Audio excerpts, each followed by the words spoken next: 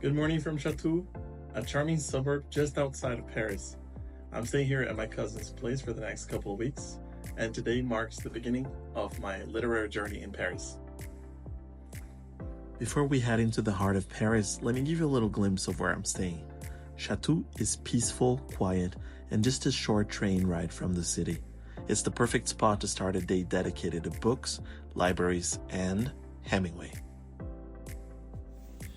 I started reading A Moveable Feast last night, Hemingway's love letter to Paris in the 1920s. It's a memoir of his time here as a young writer, filled with reflections on art, life, and the city itself. And honestly, what better book to carry with me as I explore the literary heart of Paris today?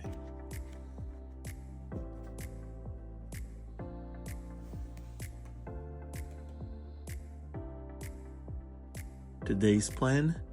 A deep dive into Paris bookshops and some public libraries, from historic stores like Shakespeare and Company to hidden gems in Le Marais.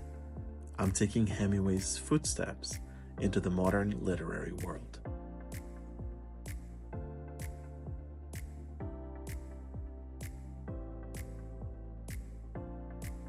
As I head into Paris this morning, A Moveable Feast feels like the perfect companion. Hemingway captured the magic of the city in such an honest, beautiful way. It's a book about being young, uncertain, and inspired in Paris, a feeling I think a lot of us can relate to no matter where we are in life. Hemingway wrote, "If you're lucky enough to have lived in Paris as a young man, then wherever you go for the rest of your life, it stays with you, for Paris is a movable feast." Even now, as I take this train into the city, I feel the timelessness, the sense that Paris will stay with me forever, too.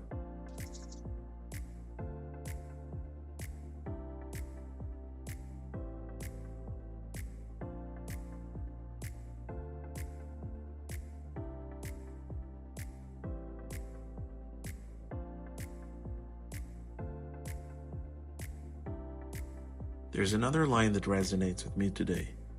All you have to do is write one true sentence. Write the truest sentence that you know.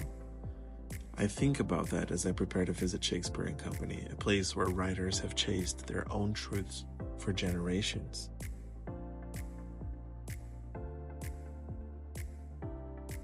Well, let's see where the day takes us. We just stopped by Saint-Lazar's station for a quick look, and now we're heading to this Korean restaurant my cousins love. Paris might be the city of French cuisine, but trust me, its international food scene is just as incredible. Let's go for some bibimbap.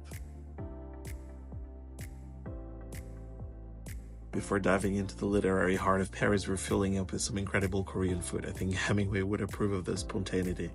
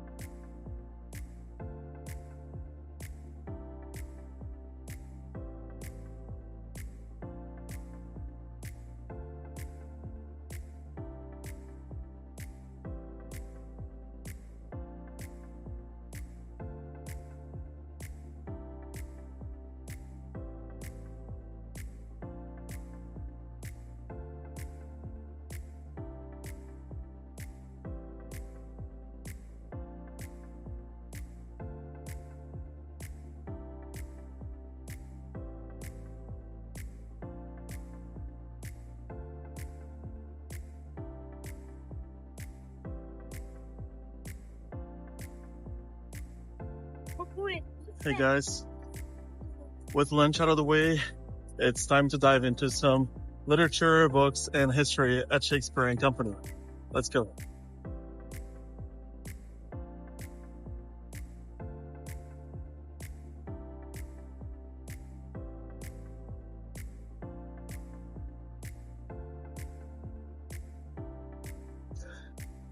Hey guys, so this is it. We're here at Shakespeare and Company, a haven for writers, readers, and dreamers, and also a place where Hemingway used to come whenever he couldn't afford a book. So it feels like I'm stepping into this world right now. Let's check out.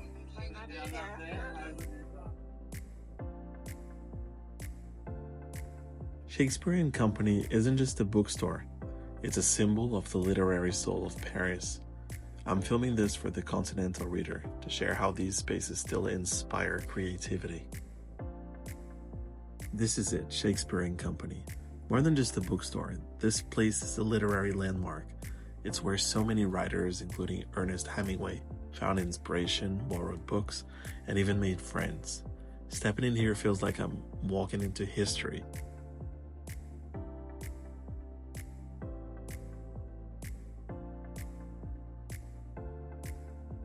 Hemingway mentions the original Shakespeare and Company run by Sylvia Beach in A Moveable Feast. He writes, "I was very shy when I first went into the bookshop. Sylvia had a lively, alert face and a warm, pleasant smile, and she put me at ease. Back then, it wasn't just a bookstore. It was a gathering place for writers like Hemingway, Fitzgerald, and Gertrude Stein. They came here to talk about art, borrow books, and sometimes just escape the cold." Curious fact, when Hemingway returned to Paris after World War II, he led a small group of soldiers to liberate the original Shakespeare and Company from Nazi occupation. Sylvia Beach later said it was one of the happiest days of her life. There is something so special about being in a place that Hemingway once called a sanctuary. Reading A Moveable Feast here, surrounded by books and stories, makes his words feel even more alive. There's never any ending to Paris, and the memory of each person who has lived in it differs from that of any other. That's exactly how this place feels. Timeless and personal, all at once.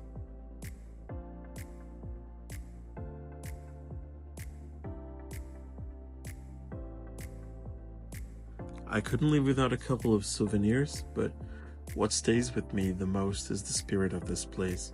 It's not just about the books, it's about the writers, the stories, and the memories they've left behind.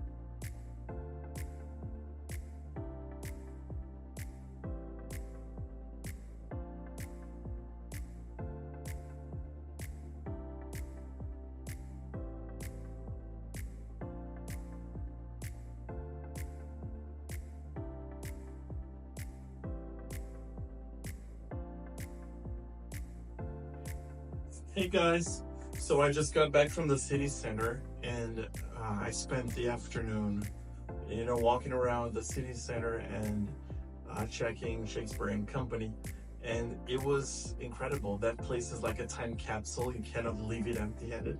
So let me show you what I picked up.